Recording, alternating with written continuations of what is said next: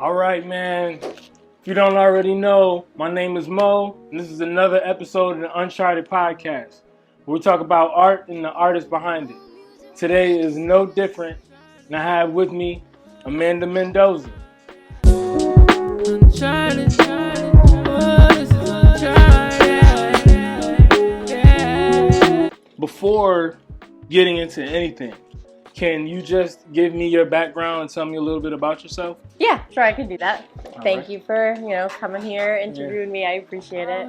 Yeah, so I'm a queer Latina survivor of sexual violence. Okay. And also, so a lot of like the artwork that I do is kind of reminiscent of just like my healing journey as Okay. well. So it's kind of like art therapy for me. Got you. And just like connecting with people.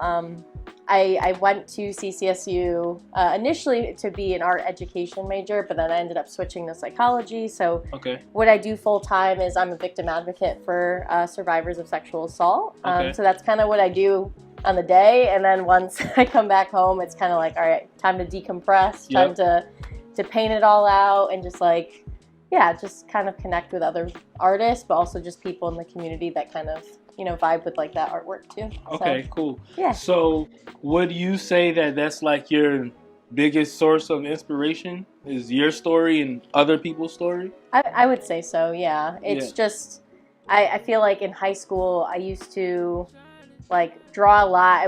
I think at the time, I didn't know that it was like anxiety and depression and stuff, but I would just draw my feelings out on just like, notebook paper, listen to some sad songs.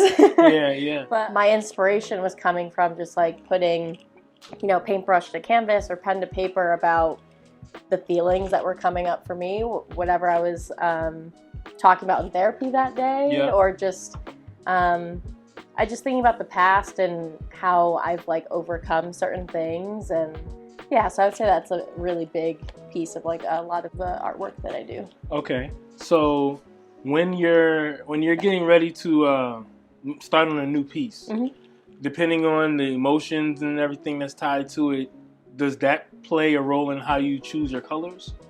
Yeah, I would definitely say so. I mean, sometimes it is just kind of like, you know what, let me just like play with the paints here, try different textures or like different techniques that I haven't tried before. Yeah. And then sometimes I feel stuck because I'm like, so like for instance, for like this piece in particular, I was, I guess, feeling kind of blue that day, but I was like, I don't know, just, I didn't really have a vision for where I wanted it to go. I was just kind of going with however I was feeling. And honestly, it took me a year to finish this piece. I started this in January. Okay. And because every idea that came to mind, like I didn't like it. It didn't feel like the emotions that I wanted to convey. And it wasn't until like a week or two ago that I was just doodling on Procreate on like some ideas on just like how I wanted it to look. And then I was like, yep, this is the feeling. This is what I wanted. And so now it's like finally there. So it's definitely just trying to figure out like what emotion is it that I'm trying to convey, what message, and when people see it, how are they gonna feel about it? Because you might see this and think it completely different from me, but that's not wrong. Like it's just whatever comes up for people. For sure. So then, with that being said, do you think that there's any such thing as bad art? No, I don't think so. Because I guess like what does bad mean necessarily? Right. So, and I think like whatever gives people joy and like gets people talking like is art in itself. Like I know, have you been seeing recently like the talk of like AI art? Yes. Yeah. So like for me, it did bring up some feelings for me at first, like oh no, because it felt like a challenge to me, like oh no, computer, like I'm bursting against a computer. Yeah. It's cool, and I have heard some people like bring up too that some of the AI technology is bringing up other people's art, like. And kind of using it without permission sort of thing. So there are, I think, some mixtures there that I would, maybe on that, I'd be like, I don't know if that's a good thing, but... Cool. So how do you feel overall with this whole AI thing? Like, because it could be a tool. Yes, You know, like, so, I don't know. Do you feel like that would take work away from you in the future? Is that the issue with it? Or, like, I don't know. What are your thoughts on AI? Yeah. I guess I don't know if it would personally, at this moment, like take work away from me necessarily, because I feel like a lot of the work that I do just carries like a lot of meaning and thought and like purpose behind like everything that I'm doing, that I don't know if AI technology would do the same thing. Like I know people can type in keywords and maybe they type in, I don't know, survivor, depression, but I don't know if it would. I've never tried it. Maybe I should see what happens. Maybe I'll be surprised. But yeah, so I guess I don't think it would for me. I know people are kind of talking about maybe AI technology could potentially take away from artists who work more commercially, like working for these big industries like movies, film, TV. Okay. So I could see like maybe a lot of digital artists being very worried and concerned. But yeah, I mean, I've seen people use it as a tool to help think of like ideas, like inspire like new compositions for things. So let's talk about this picture here. How you said that it took you a year to finish that. So when you're dealing with that kind of block, like what do you do to get through it? Yeah. I think for me, it's just trying to have like a lot of reflection, sometimes taking space away from the things that maybe aren't making you feel good, or it's bringing up negative feelings, and trying to change your perspective on like celebrating art and not seeing it as like a competition necessarily, even though social media makes it really hard, right? Because it's all about the numbers and you know how much of your audience has you reached, and so it can be difficult. And have you heard of Inktober? Not only because of you. Oh, really? Yeah. Okay. Yeah. So Inktober, I don't know what year it started, but it was this trend that had started, I think, on Instagram. So every October, people would do like a daily challenge of trying to draw a new like sketch and using typically pen and ink, so just regular ink, but people could do anything. So I got a new sketchbook, and I was like, you know what, this Inktober, I'm gonna do it, and I'm just gonna have fun. I'm not gonna think about like that it needs to be good, or or that it needs to be like original. I think one of my drawings I drew like Kirby from like the video game. Oh yeah, with the fire or something. Oh yeah, you saw it. No, like I said, I haven't heard of Inktober until your page, and I'm like, Inktober, what is that? And then I hit the hashtag and I see other work. I'm like, oh, okay, this is a thing. Yeah. So honestly, that was actually that made me feel so much more like just having a lot of fun and not really thinking about it. And you could spend 2 minutes on the drawing, you could spend 2 hours, like however long you want.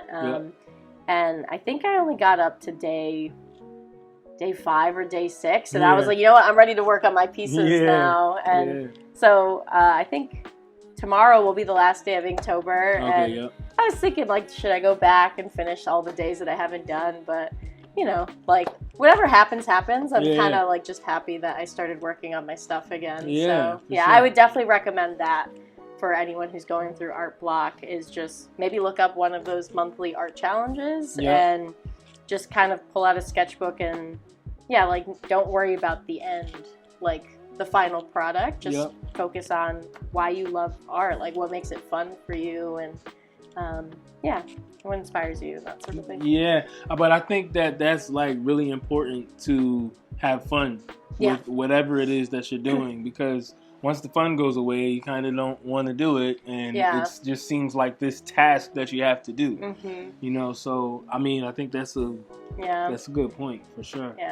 What do you do in order to find work?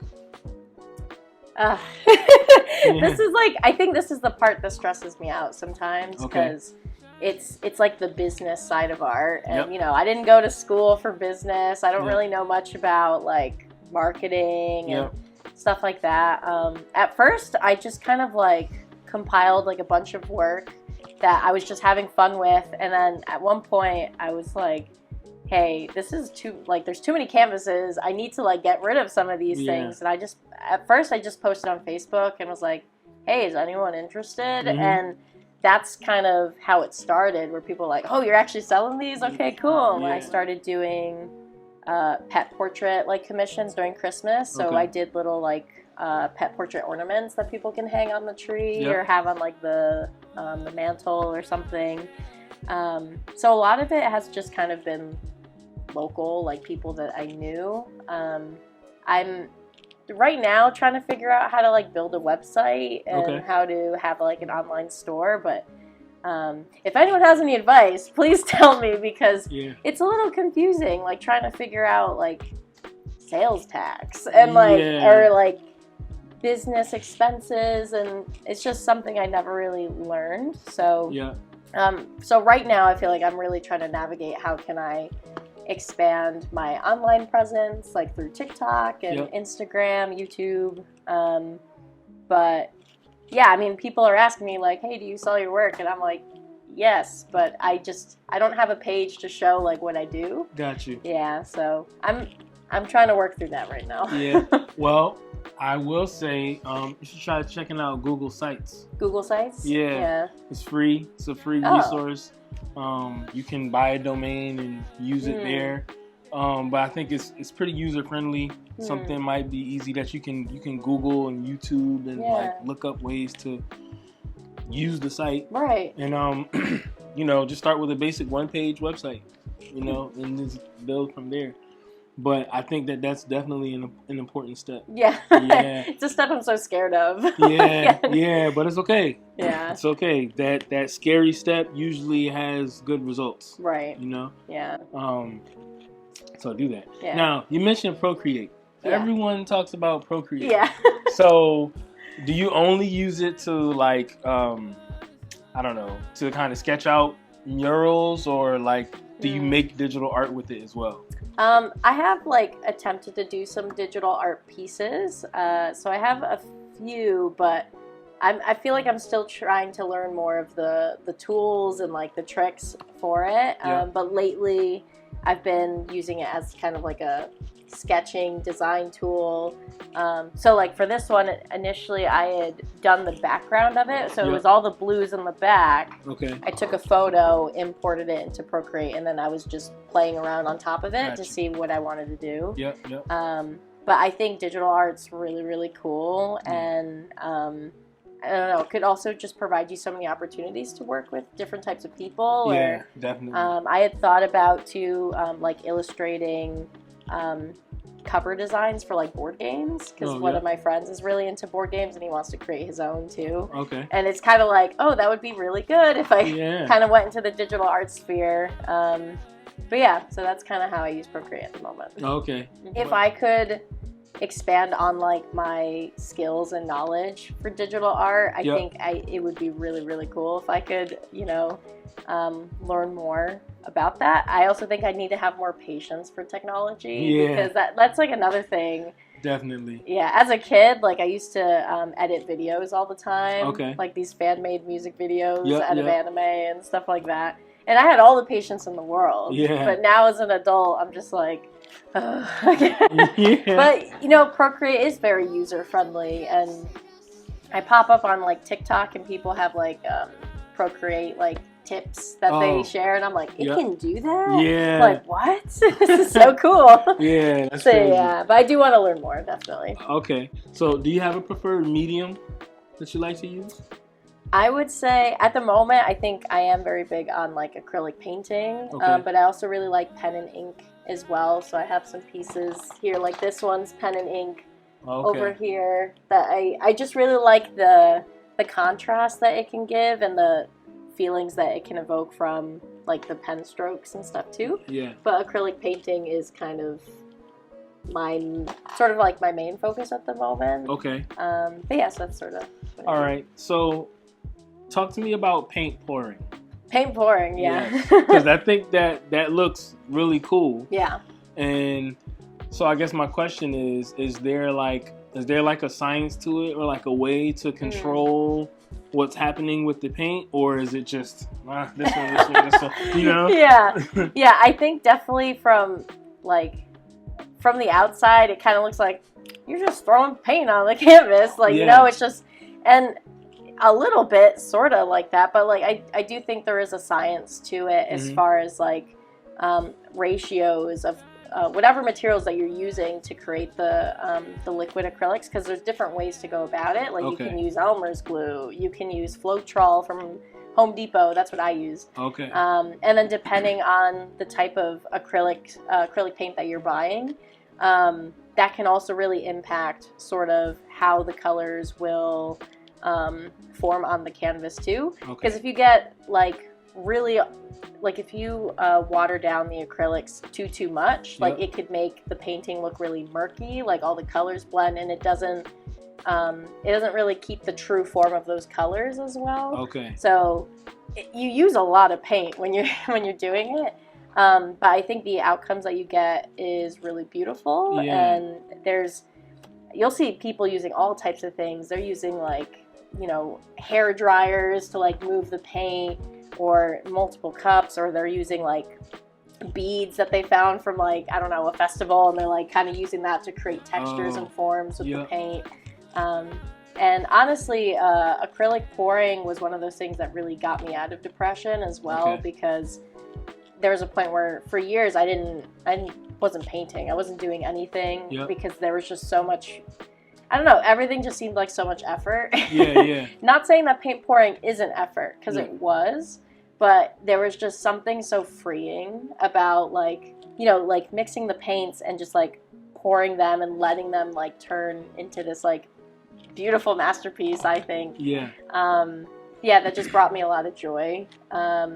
And now I'm kind of playing around with doing paint pouring and still painting on top of it. So the painting behind you is essentially that. There's a paint pour in the back, and then I painted on top of it once it dried. Okay, nice. But see, now this looks kind of intentional though. You know what I mean? Right. And that's why I was asking if there's a science to it, because already if I were to just say I'm gonna go and do a paint pour today, I messed up because I wasn't gonna add anything into it. It was just gonna be paint. You know what I'm saying? Yeah, and this is also an acrylic pouring as well. Okay.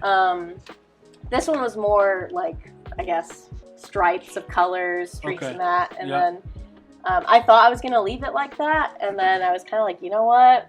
I really want I liked how long the canvas was, and I wanted these hands reaching towards each other. Okay.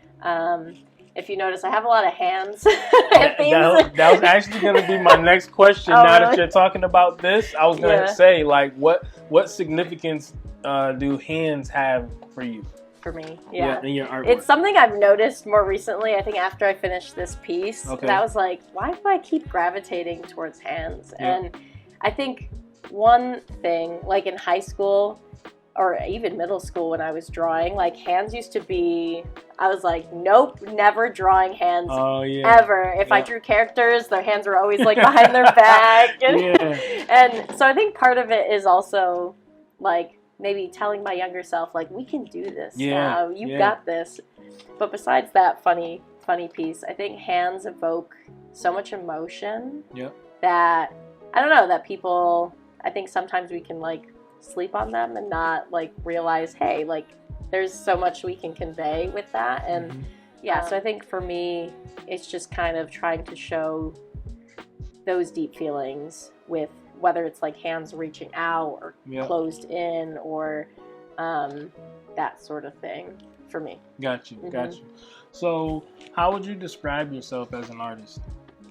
Who am I? What am I? I'm still learning, and even with art, even though I am doing a lot of acrylic paintings and stuff, I if you pull open any of those shelves behind you, there's gonna be all different types of art supplies that I just haven't played around with yet. So anything can happen, but I'm really just looking to build connection with my community and just make art that make people feel things, because I feel I have a lot of feelings and I just want to share it because I know I'm not alone in this, and I know there's a lot of there's a lot of other people who feel alone out there. So if my art can help others feel less alone or feel seen, that's what I want to do. Okay. And I don't know what a name for that is. For sure. Yeah. All right, so now, you said just recently, a couple years ago, that you said you came out as queer. Can you explain to me what that means? Yeah. So for me, it's essentially just I'm not I guess I don't follow the status quo of like society kind of. I think society tends to assume everyone's like straight or heterosexual. So queer is kind of like a general term of being like I'm part of the LGBTQ community, but like I recently came out as bisexual. Okay.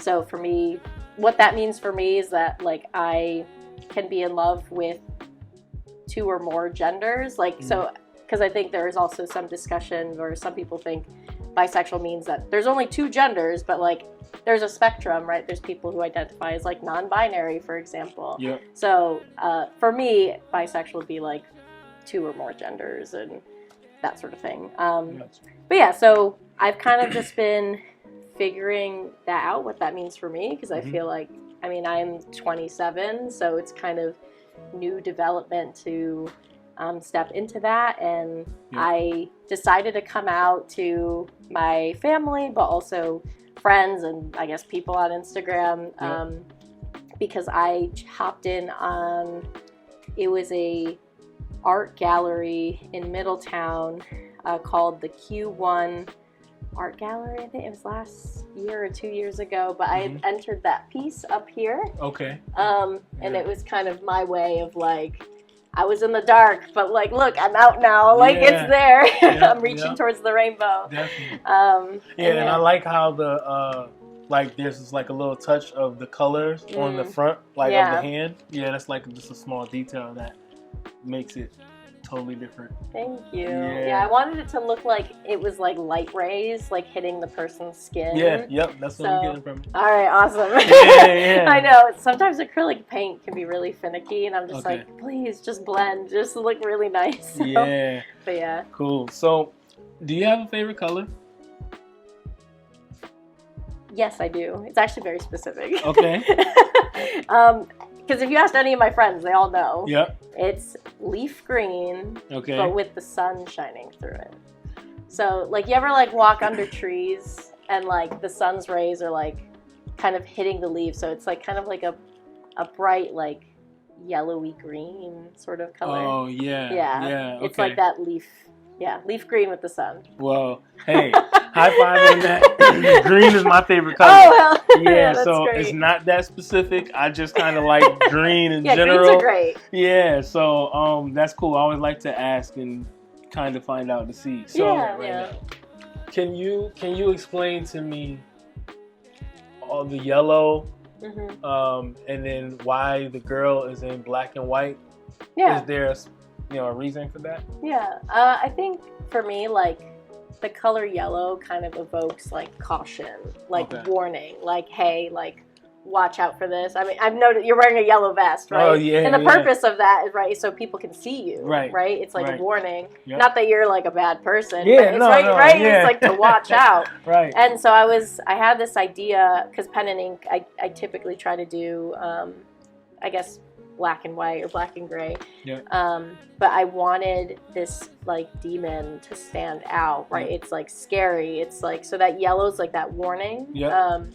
And so I did like a light wash of the yellow over the scribbles, I guess, or shadow of a person. And just so that it's highlighted. It's almost like the first thing you see. Okay. So it's supposed to be like, oh, that's startling, and then you see the child that's like, oh my god, like I'm scared. And I'm really, really proud of that piece. Like, I've done like tablings at like little art events, and people have come to my table and they were like close to tears because it says a lot. That one just connect. That one caught me. I saw this one on your Instagram as well.